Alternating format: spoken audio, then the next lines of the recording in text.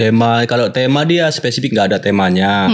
Cuman kita ngadain acara ini untuk bangkitkan kesenian di Medan lah. Selama ini mungkin agak seperti tidur kan. Kalau khususku untuk kesenian lukis kan. Kalau untuk kesenian di Kota Medan khususnya lukisan, mungkin kurang banyak mengadakan acara-acara seperti pameran.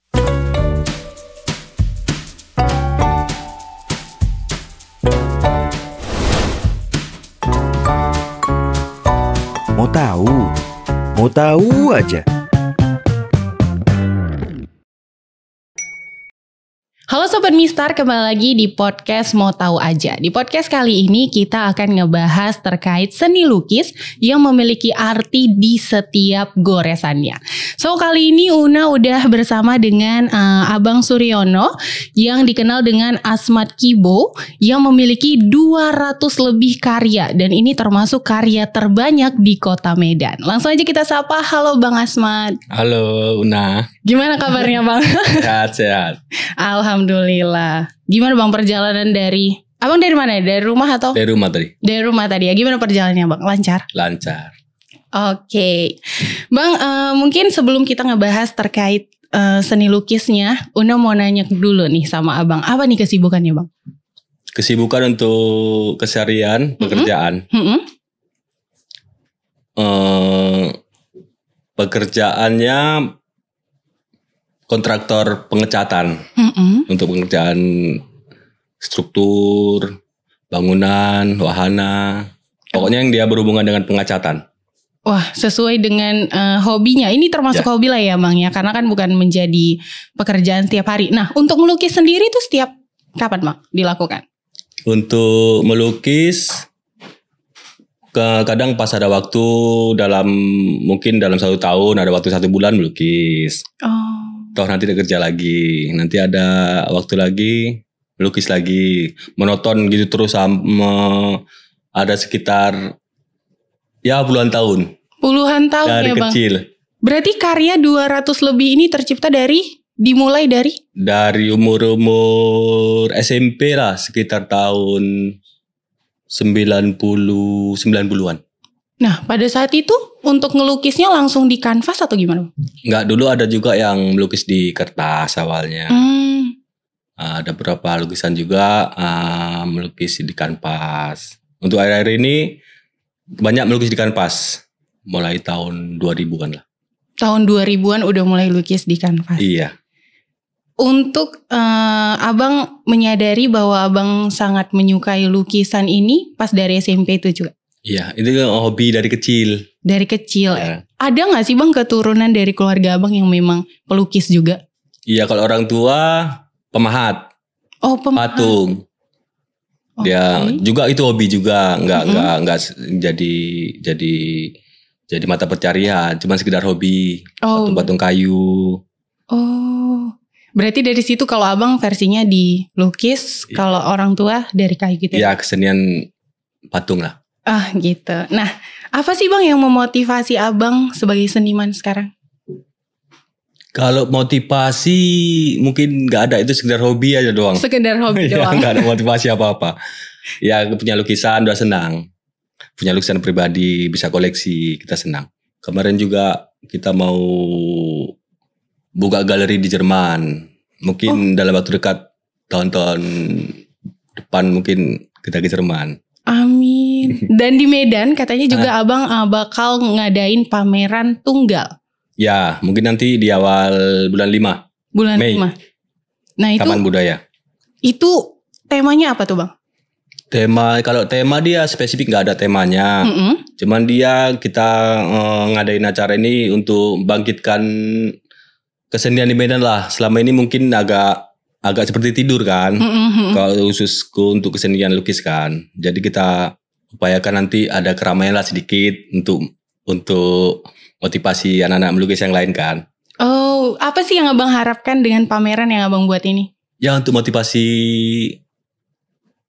teman-teman ya yang suka berkesenian, khususnya lukisan, bisa lihat, bisa belajar, bisa berkarya juga lah. Bisa berkarya ya. Iya.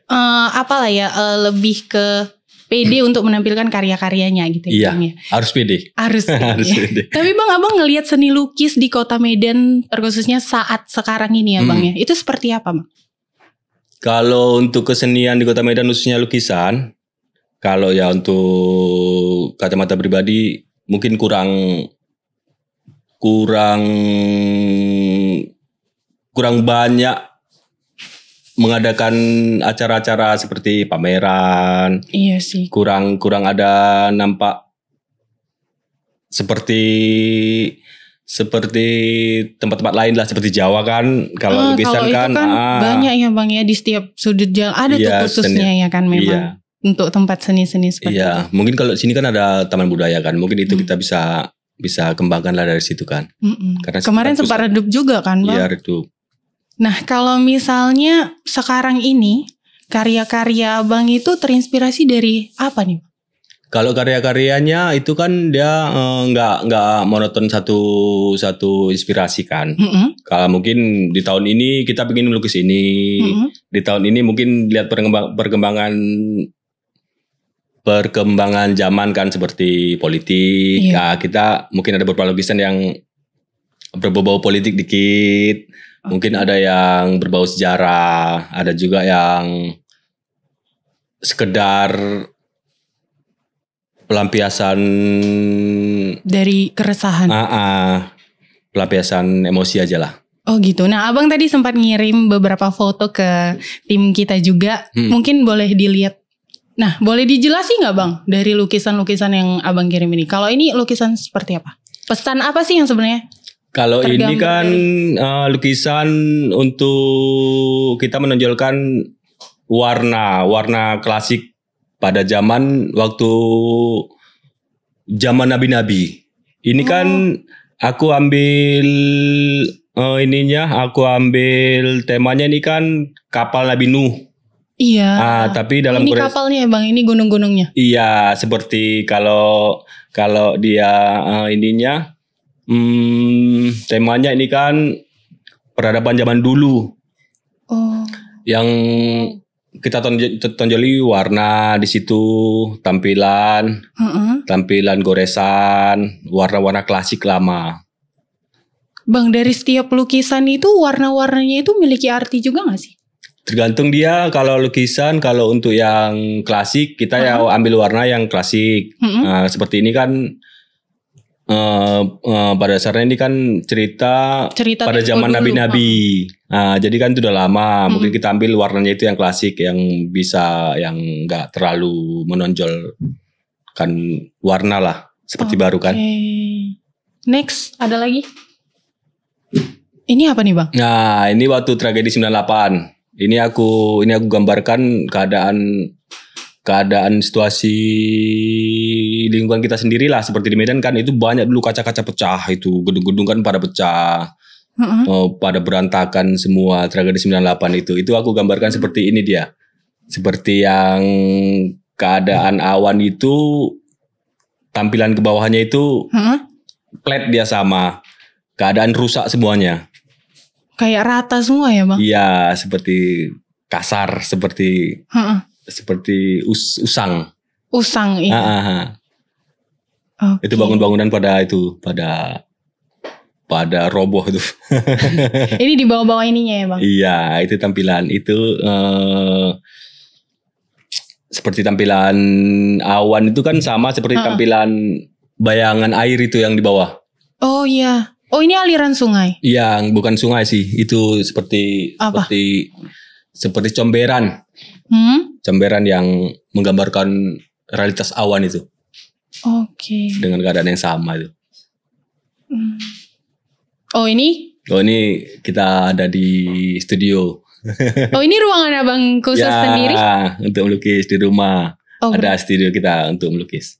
Ini pada saat Abang menemukan inspirasi atau ingin sekedar mengisi waktu luang, berarti di sinilah tempatnya ya Bang ya? Iya. Santai. Selanjutnya? Nah kalau ini apa Bang? Nah kalau ini kita mengandalkan menggambar efek warna. Nah ini kan kalau dia dari tanpa dekat kan itu kan kasar itu. Tapi kalau kita mundur jauh, itu semakin efek warna itu semakin kelihatan jelas seperti kaca. Oh. Padahal kalau dari dekat ya cuman goresan, itu yang mau kita tampilkan. Ada lagi nggak? Nah ini lukisan abstrak ya Bang ya? Abstrak. Nah ini tercipta pada saat momen apa? Atau memang? Ini menggambarkan seperti refleksi keadaan yang bergejolak itu dari dalam jiwa itu kan, refleksi. Kalau kita maunya marah kan, wajah kita juga kan terefleksikan seperti gambaran hati kita. Oh berarti refleksi. Ini luapan emosi lah ya jatuhnya. Iya, lebih tepatnya luasan emosi. Oke, Bang, dari semua karya yang Abang tampilkan ini ya, itu membutuhkan waktu berapa lama untuk menyiapkan satu lukisannya? Mulai dari yang abstrak tadi, terus juga yang ada kesan pesannya? Kalau dia melukis yang sudah ada siapkan yang ekspresif itu mungkin ya sebentar, kurang lebih untuk pengeringan warna, pengeringan catnya itu kan kalau dia udah siap semua ready, kita melukis itu 1 minggu. 1 minggu? Selesai. Untuk pengeringan mungkin 1 bulan kering.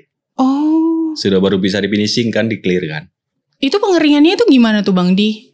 Enggak, itu pengeringan waktu aja, bukan karena panas. Oh gitu, oke. Nah, menurut Abang, seni lukis ini tuh seperti apa? Lukisan itu kan, seni lukis itu kan budaya. Budaya, ekspresi juga kan. Jadi kita bisa menyampaikan ekspresi kita itu dari lukisan juga bisa, dari bernyanyi, dari menari ya kan, dari teater juga. Berarti memang seni lukis ini sebagai wadah ekspresi. Untuk menyampaikan ekspresi ya Bang? Iya, ekspresi yang visual lah berbentuk kan. Berbentuk gambaran. Dan Abang melihat masyarakat sekarang terkait melihat seni lukis itu seperti apa Bang?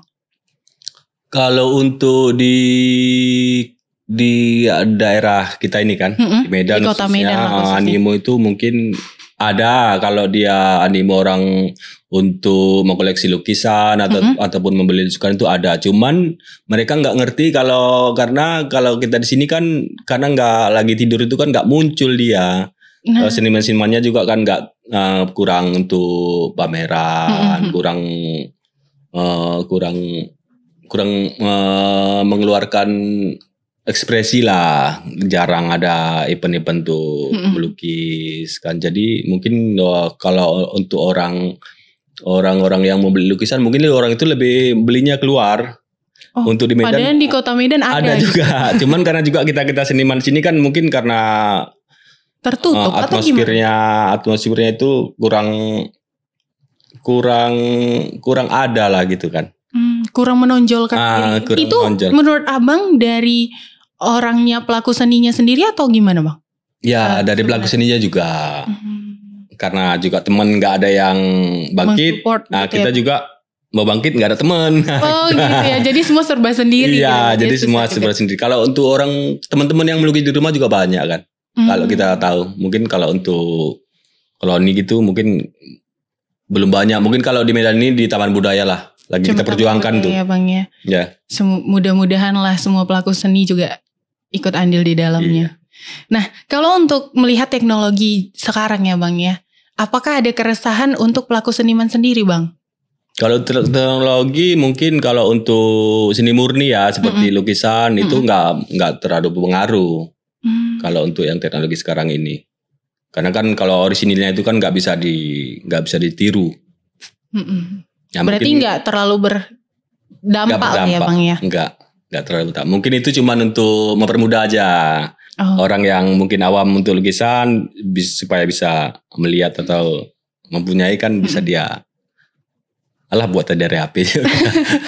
Tapi Bang, seni lukis yang dari cat itu sendiri bisa juga kan dari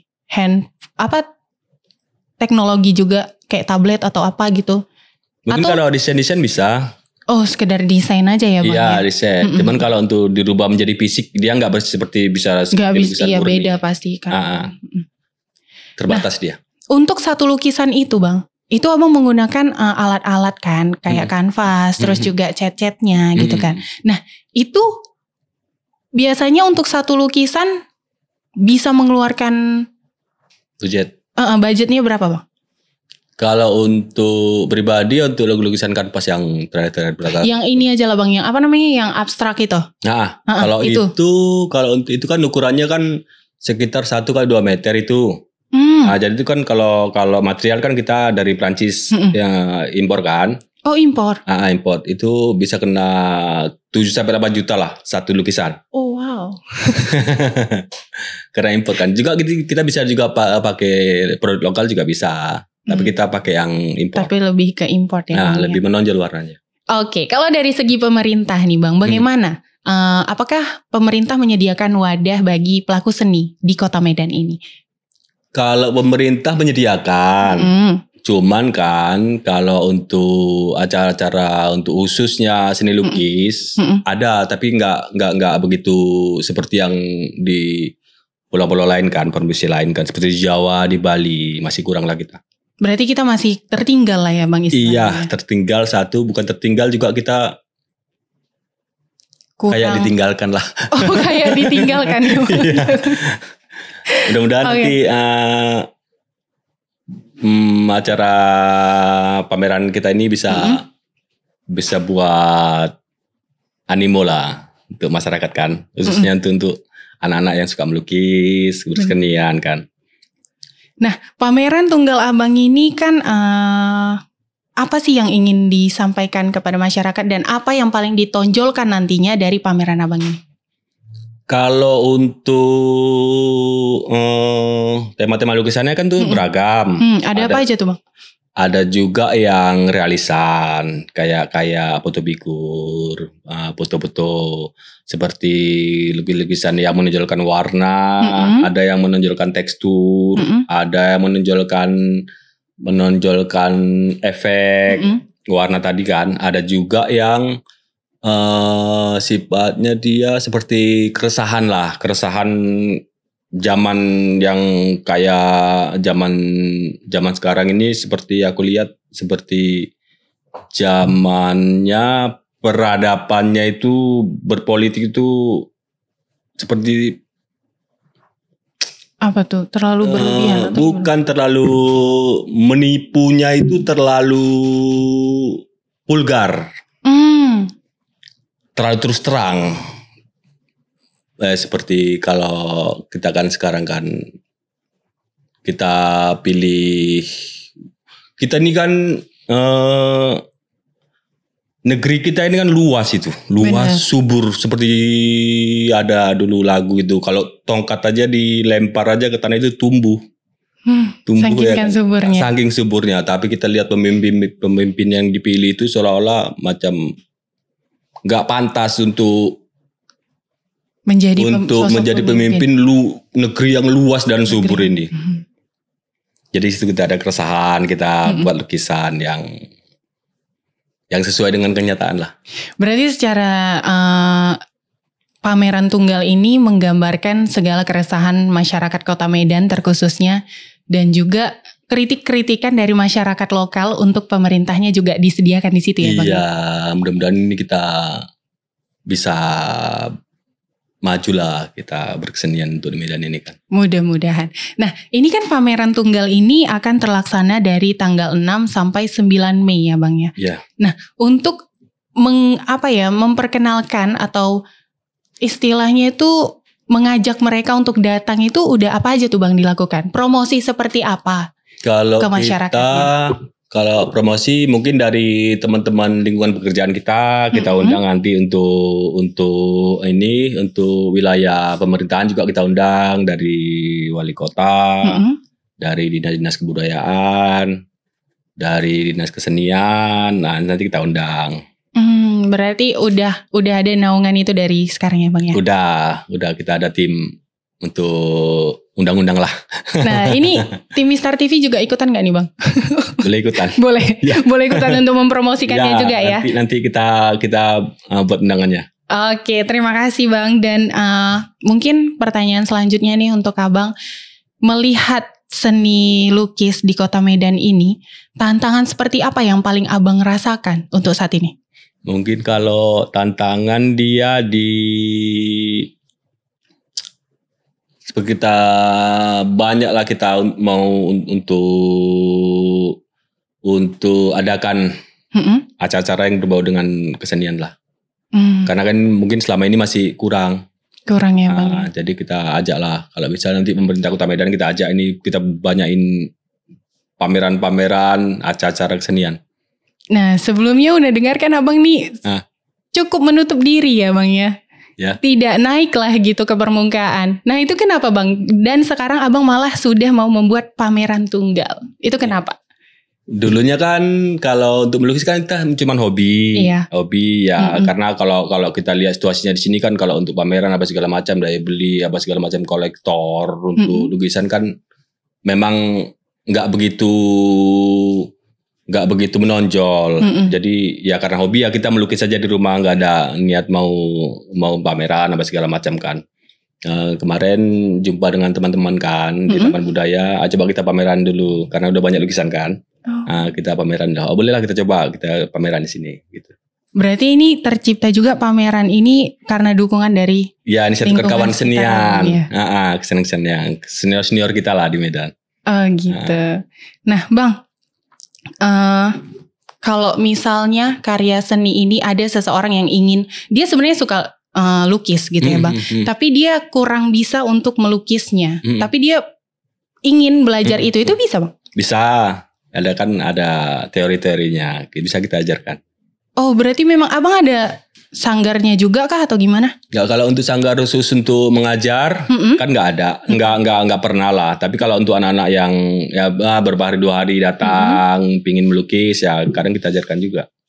Oh berarti banyak juga nih Bang anak muda atau ya terkhususnya anak Gen Z yang mulai peka dengan seni lukis ini Bang? Ya banyak kalau untuk wilayah Medan banyak lah kalau anak-anak melukis kan, hobi kan. Mungkin kurang untuk sosialisasi lah kalau untuk memerintahkan. Nah Bang, kalau misalnya apakah seberapa penting sih peran galeri seni ini di ruang pameran di Kota Medan terkhususnya dalam perkenalan karya seni kepada masyarakat itu sendiri? Kalau untuk ruangan sangat penting lah. Karena kan di situ kan kita bisa untuk berjumpa dengan kawan-kawan seni, memamerkan karya seni kan, sangat penting. Sangat penting ya. Nah, utamanya itulah karena kan harus situasi. Kalau untuk satu wilayah kan itu harusnya, kalau di kabupaten atau provinsi harusnya itu ada satu yang memang seperti Kota Medan kan ada Taman Budaya. Kalau untuk provinsi kan ada yang di di PRSU. Ada. Kalau tempatnya udah ada. Oh itu juga sebagian dari Taman Budaya itu juga Bang? Ya, tapi kan di situ kebanyakan provinsi gitu Bang? Oh itu lebih besarnya ya? Iya itu provinsi gitu. Yang Medan tuh kota yang nangan kota yang di Taman Budaya lah Medan. Taman Budaya. Nah apakah dengan maksudnya bagaimana Abang melihat seni lukis di Kota Medan ini ke depannya Bang? Karena kan mungkin ada beberapa dari pelaku seni kita menjadikan seniman itu sebagai penghasilnya. Tapi belakangan ini kan gak stabil menurut orang gitu loh. Nah itu tanggapan Abang gimana? Kalau untuk hasil dari melukis sebetulnya itu kita bisa buat alternatif banyak. Kita bisa juga melukis yang kecil-kecil, yang murah juga bisa. Mungkin ya kurang berusaha aja lah. Kalau kita untuk mau jual lukisan juga bisa. Ya kita bisa melukis yang kecil-kecil juga kan. Kita jual harga murah juga bisa. Dulu aku pernah juga buat kecil-kecil kan. Untuk kita jual ke taman kanak-kanak. Untuk ngisi-ngisi ruangannya. Kecil-kecil 35.000 satu. Nggak apa-apa, bisa, boleh. Tapi ya asal mau usaha aja semua bisa untuk jadi usaha lah. Berarti itu nggak menjadi tantangan ya Bang? Enggak, kalau untuk penjualan enggak. Tapi mungkin kalau lukisan-lukisan yang impor, bahan kita juga impor, kita kan itu kan mahal. Mahal iya. Jadi kita cari tempat yang memang sesuai lah. Sesuai gitu ya Bang. Karena juga kan material kita juga kan lumayan mahal. Bisa untuk koleksi lah. Bisa untuk koleksi aja. Nah Bang, boleh dong sedikit diceritai pengalaman Abang selama berseni nih Bang. Hal apa sih yang menarik didapat dari seni lukis ini? Kayak pesan apa yang tersampaikan gitu? Kepuasan apa yang Abang dapat? Kalau kita melukis, kalau untuk pribadi, kepuasan sendiri aja dia. Kepuasan kita bisa nyiapin lukisan, bisa mengekspresikan rasa kita ke dalam suatu lukisan kan. Itu aja sih. Hanya bisa itu. Puas dengan yang kita lukis. Berarti dengan apa yang kita tuangkan dari lukisan itu, bisa pesannya itu bisa masuk ke masyarakat gitu. Iya, ya? Bisa. Ada juga lukisan kan nggak semuanya kan ada pesan. Ada juga lukisan itu yang cuma mau menonjolkan efek warna, goresan, nggak semuanya dia mengandung pesan juga. Dari 200 karya abang ini, ada nggak sih karya yang abang jual? Dan biasanya itu abang jualnya kemana dan dapatnya itu gimana gitu hasilnya itu? Ada kemarin kan kita kalau melukis yang udah lama dari kecil lah. Dari kecil. Untuk penjualan mungkin baru berapa kali di Malaysia lah.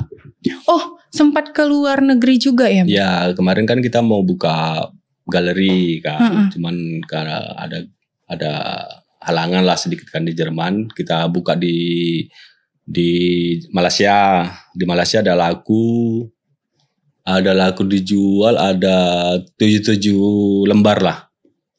Cuman itu aja. Selebihnya nggak pernah jualan yang khusus yang untuk lukisan kanvas. Cuman itu aja. Berarti cuman 7 itu aja dari 200 karya bang itu yang terjual. Iya. Nah untuk aksesnya ke sana itu gimana bang? Kita relasi kirim. Lagi atau? Pakai relasi, pakai seperti agensi lah. Berarti ada agensinya juga ya bang? Ada. Abang ikutan agensi juga atau gimana? Enggak, itu kebetulan kemarin itu ya jumpa agensinya itu ya sekedar gitu aja. Sekedar ya lukisan dikirim, dijual di sana gitu aja. Tapi bang, melihat kota Medan sekarang ini dari lukisan abang itu apa sih bang yang paling meresahkan masyarakat untuk sekarang? Dan abang tuangkan dalam lukisan abang? Ada satu lukisan menceritakan apa? Menceritakan keadaan kota Medan atau pemerintahnya?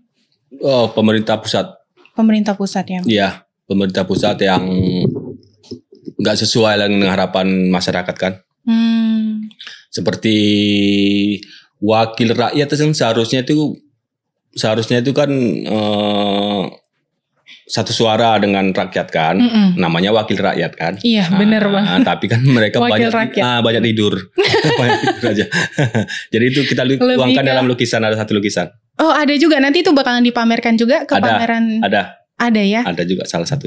Nah Sobat Mister, jadi jangan sampai kelewatan buat kamu juga untuk melihat pameran tunggal dari Abang Asmat Kibo ini. Karena dia mengangkat ikonik Medan ya Bang ya, keresahan-keresahan masyarakat kota Medan gitu ya. Dan ini akan berlangsung dari tanggal 6 sampai 9 Mei 2025. Benar Bang? Ya. Oke.